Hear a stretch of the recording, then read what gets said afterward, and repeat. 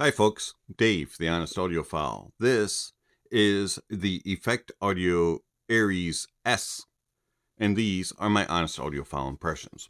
I want to thank Effect Audio, specifically Jordan with Effect Audio, for providing the Aueze S for review. Do greatly appreciate it, Jordan and Effect Audio.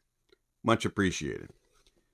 Okay, so a couple clarifications. Number one, I was involved with a program in which I tested and gave thoughts and opinions on Hifi regarding prototypes for Effect Audio. Effect Audio provided me with two prototypes. One was a silver cable and one was a copper cable. They also had a hybrid, but I did not get to hear that one. And they asked for thoughts and opinions and honest postings on Hifi regarding the quality build and the sound. And then we got to choose which one we preferred, and Effect Audio then sent the final product out and said, please review it on your YouTube channel and keep it as a gift from us. Also, this is going to be a very subjective video. I did no measurements, no graphs, no scientific testing whatsoever regarding how it sounds, how it performs. There are many other channels and reviewers and websites that do that sort of testing. I highly recommend you go and check those out if you're interested.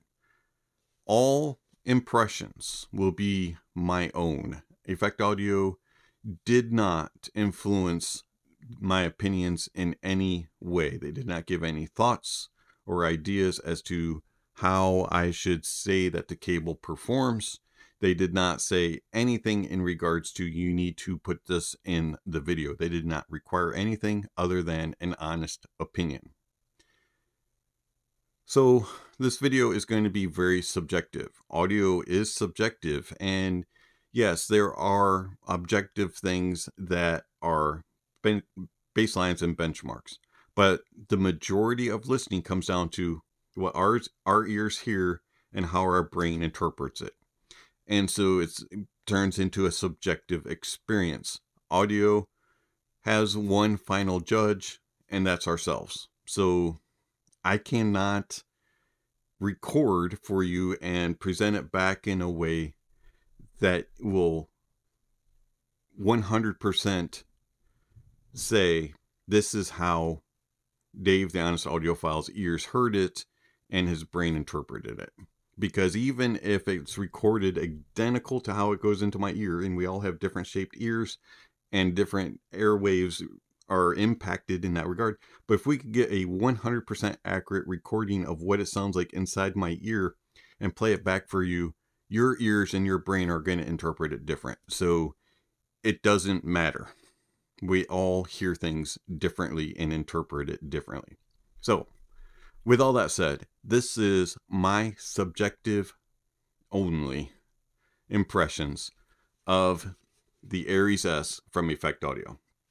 So the Aueze S comes in this very, very nice box, and I'm not going to do a full unboxing. In fact, I'm going to link a video to where I make a fool out of myself unboxing it. I did not post it on YouTube when it first happened, but get a good chuckle out of it when you watch it, so check out the link. All right, so the Aueze S comes in this very, very nice box, and just a few quick specs about it. It has a proprietary dual geometric design. It has select premium UPOCC copper LITS cable. It's EPQ24AWG4 and a bunch of other stuff. Check out the link down below for the Effect Audio Aueze S. Okay, a couple nice things about it. You do get this carrying case, and you can remove the top part and just use it as a clip, or you can use the actual carrying case for the cable. I like the build of this carrying case. It's kind of cool design, very unique. You do not see this from most audio providers, at least the ones that I've gotten cables from. Most of the time, a lot of cables come with your IEM itself. Or if you buy, a third-party cable, it'll come in a little plastic bag. Most of them, and they'll just include some sort of little leather strap or plastic strap that's shaped like that. Might be magnetized. But for the most part, you do not get a very nice carrying case. Do I really see a purpose in it? But it is cool and nice and adds to the premium feel and a premium just overall presentation. So the cable itself, I did go with the copper cable, and I really enjoy the build of the cables. Now, we'll note they do twist a little bit and get tangled when they're wrapped up. I find that they are a little bit prone to that. But once they're untangled, they stay really straight. So the ear hooks are just a little bit aggressive. I do wish that they were slightly looser, but at the same time, I like the fact that they stay in place and hold and grip very well. So love-hate there. You can get it in any termination you want, and I went with 2-pin because that's pretty common for most of the IEMs that I use on a daily basis. Has very nice connectors, and then you can get it in any termination for your headphone output. I went with 4.4 because a lot of DAPs go with 4.4 now. Also, some desktops have that, and it's easy to adapt. You have a nice, big, chunky, branded split. I do wish that the cinch was a little tighter. It does tend to slide very easy, and it's a little bit loose. But overall, I really like the build of this. I love the look of it. And I like the feel of it, or love the feel of it. Overall, it just feels premium and looks nice, and it's a proper size, length, all that kind of stuff. Price tag of $180 is a little hefty though. So overall, an upgrade from most other standard low budget cables. Yeah, sure. I mean, a lot of them are nice and thin. Now this is the drop upgrade cable, which will cost you $50. And the effect audio feels better than it. You can also get a hybrid version of the 2-pin drop cable. You also get cheaper quality cables like this one here, which has the twisty problem, never has straightened, it always shows the curls. And yeah, sure. Aesthetically, build-wise, the effect audio definitely is an upgrade. You also can have other cables, that come with IEMs. You have the Moondrop Kato cable. You have Ray Penta cable. You have, oh, by the way, that's an effect audio cable. You also have another effect audio cable with the Empire Ears ESR. You get the standard cable with TINHIFI. You have a little bit nicer and thicker rope style cable with the Fio FH9. You also have a little bit more of a fabric-y feel with the C Audio Bravery, which is a very nice cable. And then you can get a more premium feeling cable with the CTM DaVinci 10. By the way, I love these ear hooks. These are not as aggressive. You also can get a more premium feel with the ADV M512D cable.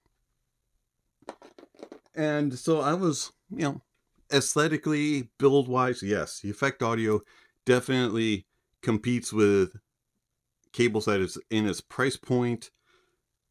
and definitely is an upgrade over cheaper, lesser quality cables. You can get the Thea Audio Smart Cable, which has the interchangeable termination, you know, things like that. So cables, you can get all kinds. And so price point, usually it's an upgrade build-wise. How about sound? So when I started listening, you know, I did my test with the copper and the silver.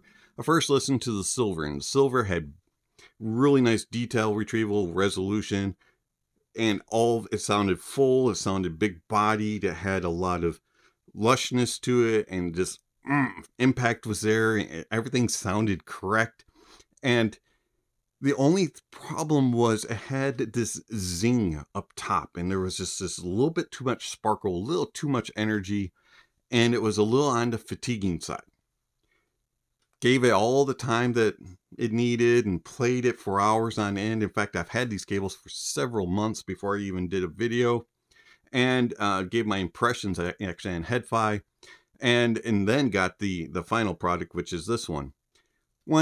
After I listened to the silver one for a while, I listened to the copper one, and the copper one did all the same stuff, big details and resolution, nice proper body weight and impact and slam and punch and all the type of stuff that you're looking for. But what it did was it added in naturalism. It added in tone and timbre that was accurate and true, and it removed that zing that was not natural and that extra sparkle and energy, and it kept what it was supposed to, but put it in a natural feeling. Whereas with the silver cable, it always felt like things were a little bit too zippy, a little too on the go, and it wasn't natural. Whereas with the copper cable, things sounded proper and more natural with all of the same amount of detail and resolution. And when I got the final product, yep, sounded the same. It was exactly as I remembered it, and it is a legitimately good cable. I truly love this cable, not only for the build quality, but for the sound. And it makes an improvement.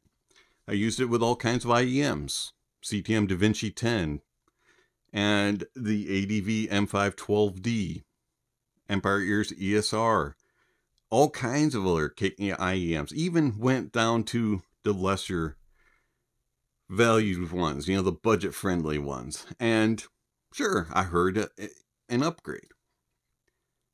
Got me thinking, is it worth spending the money for an upgrade cable? Do I hear a significant enough of a difference? And so I started listening with some of the more stock cables versus it. And yeah, I heard a difference. I started with the really lesser budget priced cables, and I heard a significant difference, a lot of times in clarity, a lot of times in detail retrieval and resolution, space. And as I went up in price and I started getting closer to the price of the Effect Audio, so I started using cables that were from the upgrade cable that's from M512 for the M512D from ADV, which costs $150. The CTM Juba, which is on the CTM DaVinci 10, which is also $150. The Moondrop upgrade cable, even the drop 2-pin cables, all of a sudden those differences were subtle or non-existent. And it started going, where does the difference lie? And how much more should I spend? And if my IEM, let's say, costs $30, should I get a $180 cable? Should I get something that's 6 times the price? Should I get something that's 10 times the price? And sure, it's an upgrade over build quality, but sound-wise, is it making enough of a difference? And honestly, it's truly subjective. How much are you willing to spend? And can you really hear the difference? And I am, honestly, reasons why I upgrade cables is for the build, for the feel, for the look. And if sound is improved, that's a bonus. As long as sound isn't degraded and it sounds worse, I really don't complain. But to spend hundreds upon hundreds and thousands of dollars on cables, I don't know. I probably will never get in that world, because my doubts are like, yeah, you're not going to get much of a difference sonically, because I didn't get much of a difference when I went from a $50, $100, and $150 to $180 cable. The differences were so subtle, and normally the only differences I heard was between whether it was a silver cable or a copper cable or a hybrid. And then it kind of mixed things together. You know, it was like a little bit of differences in presentation. It wasn't some holy cow difference. So should you upgrade? That's up to you. Now, if you're using, I'm going to use one example. So I got the custom IEMs from Anthem 5. I got the E6. And the E6 came with this cable. And when I first opened up the package, the E6 did not impress me because of the cable. I was like, oh man, why would they include this cable? And I was a little bit disappointed, especially considering the price tag of the E6. And I used it and listened to it and was like, okay, this doesn't sound bad. But I happen to have the Effect Audio, the prototypes for the silver and the copper sitting, and so I started to swap out, and I started listening with my E6 and comparing it to the stock cable to the Effect Audio, and it was a massive difference. You can buy this cable for $20. So is there a difference between a $20 and $180 cable? Quality, sound quality wise? Yes. Is it worth it? In my opinion, using it with the Anthem 5 E6 or something similar in that price point, yes. But when I used my CTM Juba cable or the ADV upgrade cable or even the Thea Audio Smart cable, all of a sudden I didn't hear that big, massive, significant difference, if any difference at all. So I think it comes down to the quality of your IEM and the cable and what price point you want to pay and where you honestly think that that price point comes into play. I personally haven't heard cables that cost thousands of dollars outside of a audio show, and that's been several years since I've been to them. Did I hear a difference between the stock ones and that one? Yeah. Was it worth the thousands of dollars? No, in my opinion, not. Because I can pay $150, $180 and get a sonic performance that'll blow your mind and be more impressive than most stock cables on cheaper gear. So my subjective opinion is upgrade for the aesthetics, the build, the look, and if it improves the sound, then that's gravy. As long as it doesn't degrade, then you're good. And as long as your ears and your brain love the sound, even better. As I said at the beginning of this video, very subjective and probably not very informative. But if you're looking to upgrade your cable and you're in the market for about $180, Effect Audio Aueze S. Their signature series definitely will upgrade your IEM cables, the majority of them. It's been Dave, the Honest Audiophile. Thank you for watching, and I'll catch you on the next video. Speaking of next video, somewhere on the screen, subscription links, notification bells. If you haven't already, please check those off. Don't forget to give a thumbs up or a thumbs down to the video. Also, don't forget to subscribe and hit that notification bell. And hey, you know what? If you're interested in becoming a YouTube member or a patron supporter, there are links to do that as well. I do totally, every day, appreciate the sacrifices that my supporters give to the channel by making a financial sacrifice from their own funds to support the channel and to give back to it. Everything that is provided financially to the channel does go into the channel to help purchase gear to review or to compare gear to, or to enhance the experience like microphones, cameras, and that sort of stuff. So if you're interested in supporting the channel through Patreon or YouTube memberships, check out the links. Also, there are all kinds of other links down below regarding information how you contact channel, follow the channel, support the channel. All that kind of stuff is down below. Gear links and music links and all kinds of other things. So check out the links down below. Don't forget to enjoy the music, and that honesty is the best policy.